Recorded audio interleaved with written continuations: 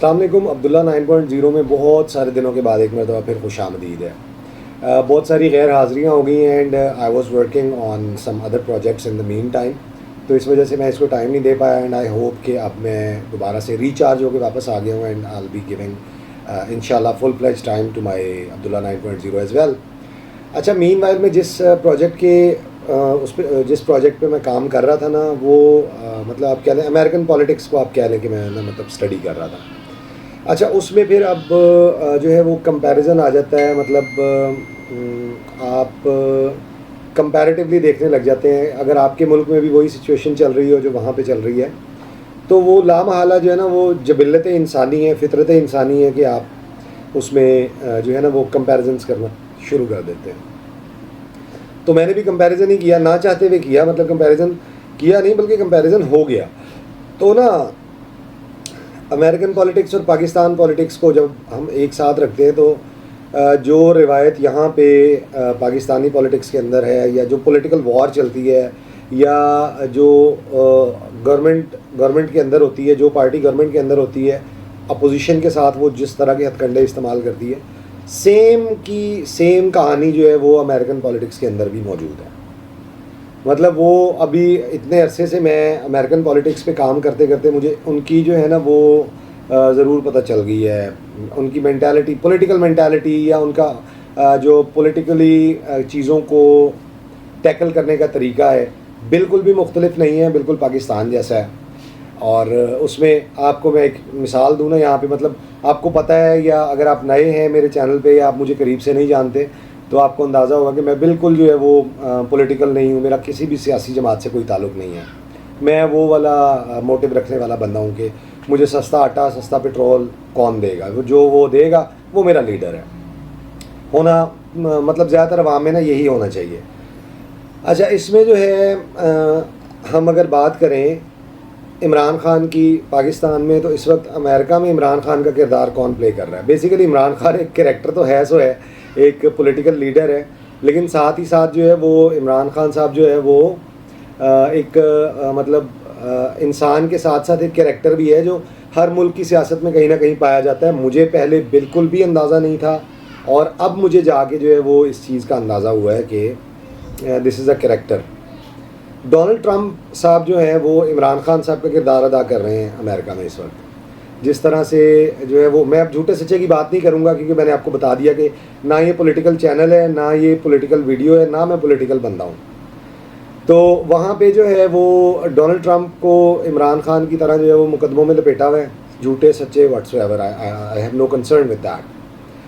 और उस पर जो है वो कोई 570 साल की कैद की फ़र्द जुर्म जो है वो आयद की हुई है। इंडाइटमेंट वहाँ पे ना, फ़र्द जुर्म को वहाँ पे कहते हैं इंडाइटमेंट, INDICTMENT, इंडाइटमेंट।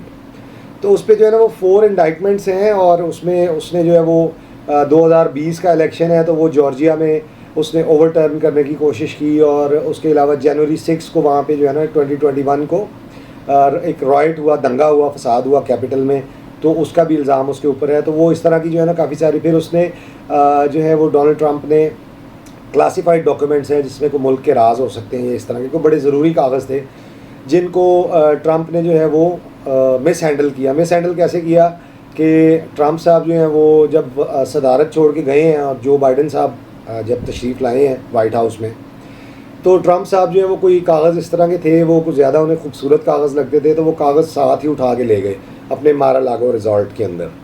तो वो जो है ना वो वाला मामला, तो ये मतलब फ़र्द जुर्म इकट्ठे कर आगे कोई 570 साल की सज़ा उनको होनी है अगर वो चारों इंडाइटमेंट्स में जो है वो हो जाते हैं। बगावत का मुकदमा इधर भी है, बगावत का मुकदमा उधर भी है, ठीक है जी। अच्छा, उसके बाद फिर अब क्या हो रहा है, जैसे यहाँ पे मकबूलियत की बात कर लेते हैं। मकबूलियत है तो मकबूलियत को जैसे यहाँ पे किया गया है ना, क्या कहते हैं, ये स्क्रीन कलर बदल रही है, मैं एक मिनट इसको बंद कर दूँ। मकबूलियत है, मकबूलियत का ग्राफ जैसे यहाँ पे इमरान ख़ान के जेल जाने के बाद बहुत तेज़ी से बढ़ा है, रॉकेट लग गया उसको। Same is the case with the popularity of Donald Trump. जैसे ही ट्रंप को इंडाइट किया गया है तो उसकी पॉपुलैरिटी को भी गेयर लग गया, आसमानी गेयर लग गया। और इस वक्त जो है वो 2024 में, क्योंकि अमेरिका में इलेक्शंस होने वाले हैं, तो इस वक्त जो है वो डोनाल्ड ट्रंप 2024 के कैंडिडेसी की रेस को लीड कर रहा है। तो उसमें अब जो है ना वो हर एक्शन का एक रिएक्शन होता है ना। तो यहाँ पे जो है वो जब इमरान खान की गवर्नमेंट आई थी तो फिर राना सनाउल्लाह के ऊपर जो है वो केसेस बन गए थे, और इस तरह का मतलब वो जिसकी लाठी उसकी भैंस वाला चक्कर है। सेम टू सेम वहाँ पे भी अब जो है वो हंटर बाइडन है, जो बाइडन साहब का बेटा, जो बाइडन जो कि इस वक्त अमेरिकन प्रेसिडेंट है, और उनका बेटा है हंटर बाइडन। हंटर बाइडन पे कोई 18 साल पुराना जो है वो केस निकाल के, और उस 18 साल पुराने केस को जो है वो उन्होंने अदालत में डाल दिया है, और उसके ऊपर जो है वो फ़र्द जुर्म आयद कर दी है कि हंटर बाइडन साहब जो है, एक तो उन्होंने कोई 18 साल पहले जो है वो एक इलीगल फायर आर्म रखा था, गन मतलब बग़ैर लाइसेंस की बंदूक आप कह लें, ठीक है जी। अच्छा, दूसरा ये है कि उनके पास जो है वो उन्होंने झूठ बोला था यहाँ पे। मतलब ये हमारी अदालतों में नॉर्मली इस तरह की फ़र्द जुर्म नज़र नहीं आती when it comes to political leaders. False statement जो है, फॉल्स स्टेटमेंट, ये मैं उनके अभी मतलब कुछ 4-5 गवर्नर्स और वज़रा हैं जो इस वक्त फॉल्स स्टेटमेंट्स को की जो है वो मतलब पेशियाँ भुगत रहे हैं कह लें। तो फॉल्स स्टेटमेंट को वहाँ बड़ी वेटेज दी जाती है। तो हंटर बाइडन की एक फ़र्द जुर्म जो है वो फॉल्स स्टेटमेंट की है, और उसके बाद एक स्टेटमेंट जो है वो नशा नुशा करते हैं, कोई पक्की सिगरेट, कोई मतलब कोई चर्च जो है ना वो, तो वो उसके बारे में उन्होंने जो है मतलब आप वहाँ पे फायर आर्म नहीं ले सकते अगर आप कोई कोई कंट्रोल्ड सब्सटेंस, कोई नारकोटिक यूज़ करते हैं। तो ये चीज़ें मतलब वहाँ पे बड़ी रेगुलराइज्ड हैं, इन चीज़ों से आपको गुजरना पड़ता है while you are purchasing a firearm. तो जैसे पाकिस्तानी सियासत के अंदर जो है वो मतलब आप इमरान खान और दूसरी नून लीग को आप अगर कंपैरिजन कर लें तो वहाँ पे सेम सिचुएशन जो है वो रिपब्लिकन्स की और डेमोक्रेट्स की चल रही है, ठीक है। रिपब्लिकन्स जो है वो डोनाल्ड ट्रंप है, और डेमोक्रेट्स की जो पार्टी है वो जो बाइडन की पार्टी है। Donald Trump is leading the billboard till now, और अगर उसको नाअहल नहीं किया जाता तो कभी तरीन इम्कानात हैं कि वहाँ पे जो है Donald Trump will be leading, और डोनाल्ड ट्रंप मतलब will win and will again like be sitting in the white house. अच्छा, उसके बाद जो है आपको एक इन्फॉर्मेशन और देते हैं जी कि विवेक रामास्वामी, नाम से ही आपको समझ आ गई होगी कि इंडियन नाम है Vivek Ramaswamy. Vivek Ramaswamy is a millionaire entrepreneur जो कि अमेरिका में इस वक्त प्रेसिडेंसी का कैंडिडेट है। छोटी बात नहीं मैंने की, मतलब आप जो है वो पाकिस्तानी, आप किसी में मैं जी यूके चला जाऊँ फ़र्ज़ करें, और यूके जाके मैं वहाँ पे कौंसलर का इलेक्शन लड़ लूँ, मेयर का इलेक्शन लड़ लूँ, बड़ी बात होती है। सादिक खान जो है वो लंदन के मेयर का नाम सादिक खान है। तो विवेक रामास्वामी जो है वो भी प्रेसिडेंसी का कैंडिडेट है, और उसी रिपब्लिकन पार्टी की तरफ से ही है। और वहाँ पे ऐसे नहीं होता कि मतलब जो है वो इमरान खान क्योंकि चेयरमैन पीटीआई है तो इमरान खान को, या शहबाज शरीफ क्योंकि चेयरमैन नून लीग है तो शहबाज शरीफ जो है वज़ारत उज़्मा का या सदारत का या जिस कैडर के लिए भी फ़ाइट हो रही है उसका वो होगा। नहीं नहीं नहीं नहीं नहीं, वहाँ पे ये चीज़ डिफरेंट है। वहाँ पे क्या है कि इनटू द पार्टी आपकी डिबेट्स होती हैं, आपने उन डिबेट्स को क्वालिफाई करना होता है, और उन डिबेट्स को क्वालिफाई करने के बाद आपकी वोटिंग जो है वो डिसाइड करती है कि प्रेसिडेंसी का कैंडिडेट कौन होगा। 4 मैं आपको जो है ना वो रिपब्लिकन पार्टी के कैंडिडेट्स बता देता हूँ। टॉप ऑफ ऑल जो है वो डोनाल्ड ट्रंप है। सेकेंडली फ्लोरिडा का गवर्नर है रॉन डिसेंटिस, वो प्रेसिडेंसी का रिपब्लिकन पार्टी का ही कैंडिडेट है। तीसरे नंबर पे विवेक रामास्वामी जो कि मल्टी मिलियनियर एंटरप्रेन्योर है, और मेरे ख्याल 30 साल का भी नहीं है, मेरा 30-32 साल का लड़का है वो। तो उसके बाद चौथी जो है वो है निकी हैले, वो भी गवर्नर है, मुझे एरिज़ोना की आई थिंक गवर्नर है। ये 4 जो है ये मतलब इसके अलावा और भी हैं, टिम स्कॉट भी है, इसके अलावा एचा हिंसन भी है। तो ये ना इन चारों ने, ये जो चारों इस वक्त टॉप लीडिंग कैंडिडेट्स हैं, इन चारों ने अपनी ही पार्टी के अंदर बजरिया वोटिंग ये तय पाना है, ये तय करना है कि प्रेसिडेंसी का कैंडिडेट कौन होगा। प्रेसिडेंसी का इलेक्शन होना और उसके बाद में वो प्रेसिडेंट कौन बनेगा, वो तो फिर मतलब रिपब्लिकन्स और डेमोक्रेट्स यानी कि नून लीग और पीटीआई की बात हो गई ना। लेकिन पीटीआई में से ही वज़ारत उज़्मा का उम्मीदवार कौन होगा, इसका फ़ैसला बाकायदा जो है वो वहाँ पे बड़ी डिबेट्स के, और डिबेट्स जो वो पब्लिक डिबेट्स होती है, और उन डिबेट्स के अंदर जो है वो बाकायदा तौर पे पब्लिक आपको वोट करती है, और आपने पब्लिक को 8 के 8 बंदे या 4 के 4 कैंडिडेट्स जो हैं वो 4 मुख्तलिफ डाइसिस के ऊपर ऑन द सेम टाइम खड़े होंगे जी, और उन्होंने वहाँ पे डिबेट करनी है, बहस करनी है, अच्छी खासी किस्म की बहस करनी है। एक डिबेट, फर्स्ट डिबेट जो है वो उनकी गुजर गई है, सेकंड डिबेट उनकी अपकमिंग है 27 सितंबर को। तो वो वहाँ पे जो है ना, मतलब वो ये वाला सीन नहीं है, इजारादारी नहीं है कि पार्टी मेरी है तो लिहाजा भी इसमें तो कोई क्वेश्चन ही नहीं है कि वजारत उज़्मा तो फिर मेरी है ना जी, क्योंकि पार्टी मेरी है, मैं चेयरमैन में, ये वाला वहाँ पे कोई चक्कर नहीं है। अब आ जाते हैं एंड में ना, मतलब वहाँ के लोगों के बारे में। मतलब हमने पॉलिटिक्स को डिस्कस किया कि पॉलिटिक्स जो है वो वहाँ पे मतलब बेसिकली इंसानों के नाम होते हैं, लेकिन वो किरदार भी होते हैं। अगर इमरान खान वहाँ है तो वहाँ भी है, अगर नवाज शरीफ या शहबाज शरीफ वहाँ है तो हंटर बाइडन की शक्ल में इस वक्त वहाँ पे भी है।